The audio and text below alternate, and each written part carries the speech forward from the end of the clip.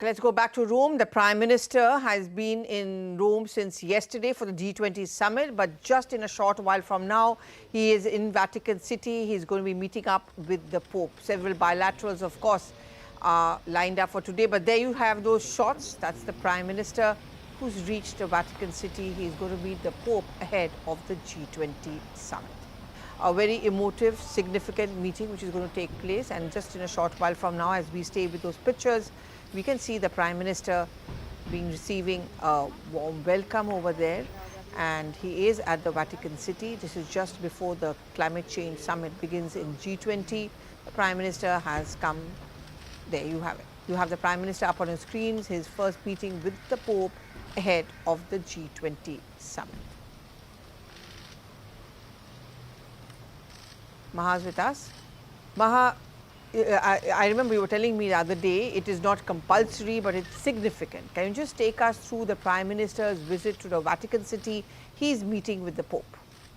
Yes, Pallavi, he's meeting with the Pope, and we have seen that all other leaders from across the world who have gone to Rome for the G20 summit have ensured that they go to Vatican City as well, and they call on the Pope. We have seen yesterday that US President Joe Biden also met him. In fact, there were some light moments that were shared between the Pope and the US President Joe Biden as well.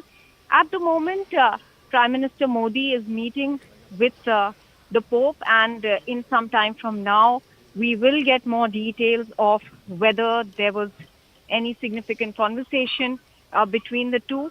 Now, this is just a call on. So really, I mean, it's a meet and greet sort of an engagement that we are looking at. But politically, in the sense of diplomacy as well, it becomes significant because he is the head of the Christians across the world. His word matters to the community, and therefore it is important that the world leaders go and meet him as well, because, a large population of the world goes by the words of the Pope. So in that context, it is significant that the Indian Prime Minister has gone to Vatican City, is meeting the Pope, and all other world leaders, as I pointed out, be it Joe Biden or the others who have reached for the G20 summit, have ensured that they meet the Pope. And today, of course, the G20 summit is starting. So the Prime Minister is meeting him, and this is early morning in Italy at the moment, Pallavi. So his first engagement today was going and calling on the Pope, after which a little later in the day in Rome, about 11:45 their local time, is when the G20 summit is going to start. Do we have any idea, Maha, how long is that meeting going to last between the Pope and the Prime Minister? I know it can be called a courtesy call, and those details are awaited from the External Affairs Ministry, which you're going to get for us. But is there anything specific on the agenda, or is it that the Prime Minister was in Rome and he thought it would be, kind of deemed fit to catch up with the Pope? Pallavi, the latter, that he is in Rome and it is deemed fit that because the head of a community resides there in Vatican City, to go and call upon him. Because it is a courtesy meeting, it is not going to last very long. It will be about 10 to 15 minutes. As I said, even when Joe Biden yesterday had met and those visuals were out, it was a short meeting. And in that short meeting, that light-hearted banter also took place, because Joe Biden gifted him something, and then he told the Pope that the next time they meet, he should have that with him. Otherwise, the drinks will be on the Pope. So the Pope also made a light-hearted remark to what Joe Biden said. So yes, this is a courtesy call, a call on that the Prime Minister is doing, a significant one because of the messaging. But nonetheless, since all these leaders are in Rome, it is deemed fit that they call upon the Pope, a revered figure, a person whose words matter for the community. And, by and large, Pallavi, there are times when the Pope has made very significant comments, like this time as well. As far as climate change is concerned, the Pope has spoken about it. that the world must get together and take up to mitigate this crisis of climate change. The world has to come together. And he certainly sending out a message there to the G20 country leaders as well, who are gathered there in Rome, that this should be an important point of discussion and agenda.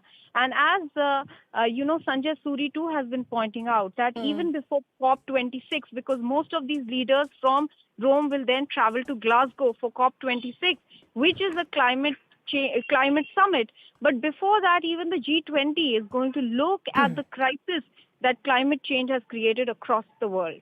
And yesterday the Pope in fact issued a statement where he did speak about the need for the developed countries more to understand, to adhere to the norms to ensure that climate change doesn't affect us negatively. But India has been largely in the forefront on this, right? And is this something which the Prime Minister and his team are going to talk about and push for as far as G20 is concerned, and also point fingers at the developed world, who often are accused of being responsible for the side effects of this climate change?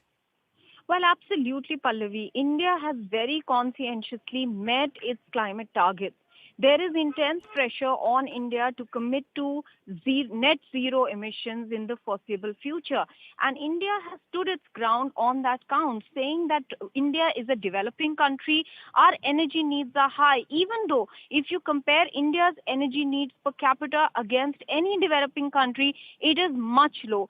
So to expect India to curtail their energy needs even further when it is at a development stage is unfair. And therefore, India is unlikely to commit to that.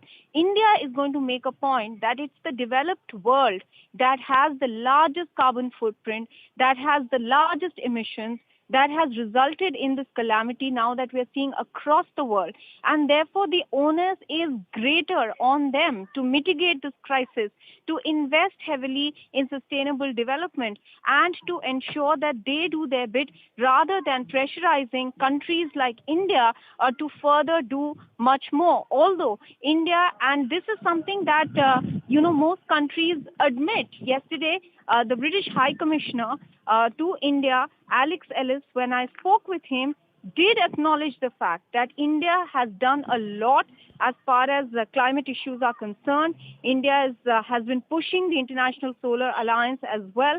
And therefore, the targets that India had set for itself globally, India has been meeting them.